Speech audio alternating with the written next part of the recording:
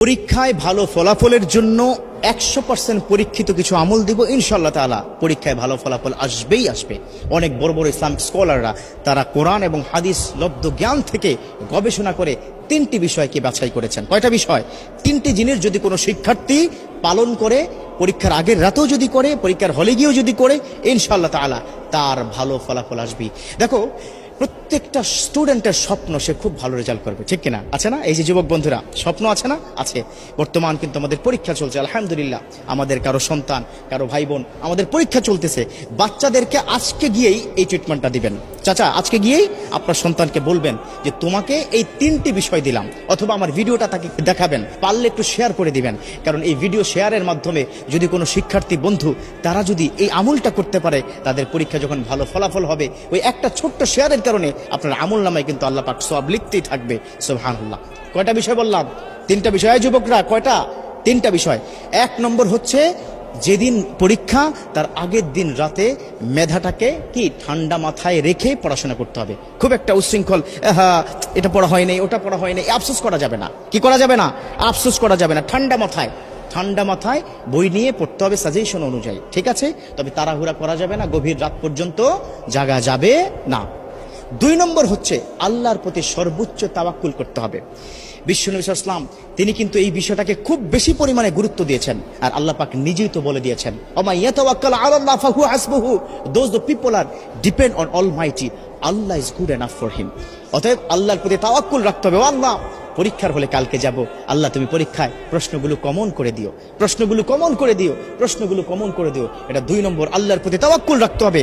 আল্লাহর কাছে চাইলে আল্লাহ ফেরত দেন না। উদউনি আস্তাজিব লাকুম, আল্লাহ পাক নিজে বলে দিয়েছেন, ও আমার বান্দারা, ও আমার গোলাম, ও শিক্ষার্থীরা, আমাকে বলো, তোমার সমস্যার সমাধান করে দিব, তোমার ডাকে আমি সাড়া দিব।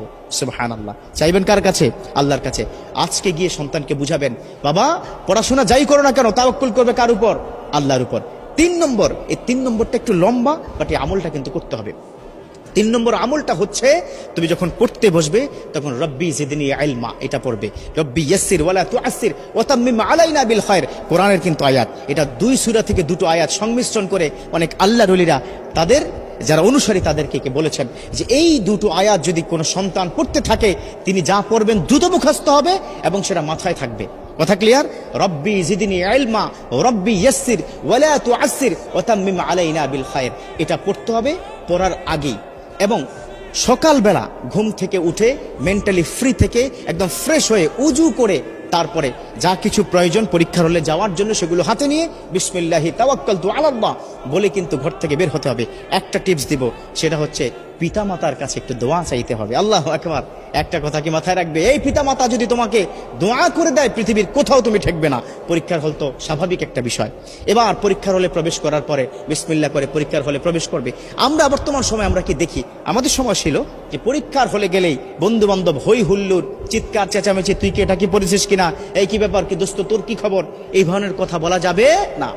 একদম চুপচাপ ঠান্ডা মাথায় নিজের সিটে গিয়ে বসে আল্লাহকে ডাকতে হবে। একটা কোরআনের আয়াত শিক্ষা দিই, খুব মনোযোগ। হাসবুনাল্লাহু ওয়া নি'মাল ওয়াকিল, নি'মাল মাওলা ওয়া নি'মান নাসির, এই কোরআনের আয়াতটা পড়তে হবে। হাসবুনাল্লাহু নি'মাল ওয়াকিল, নি'মাল মাওলা ওয়া নি'মান নাসির। এবার প্রশ্ন হাতে কি পেয়ে গেছো? প্রশ্নটা হাতে পেয়ে সাথে সাথে না উল্টিয়ে 2টো কাজ করবে।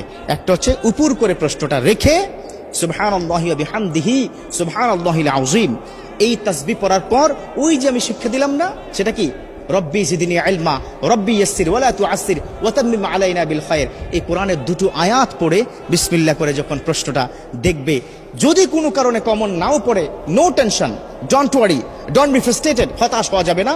কারণ যা পড়েছে কমন সেগুলো তো লিখবেই, যা পড়ে নাই ওই লিখতে লিখতে দেখবে আল্লাহ পাক জেহেনের মধ্যে ঢুকিয়ে দিবে। সুবহানাল্লাহ।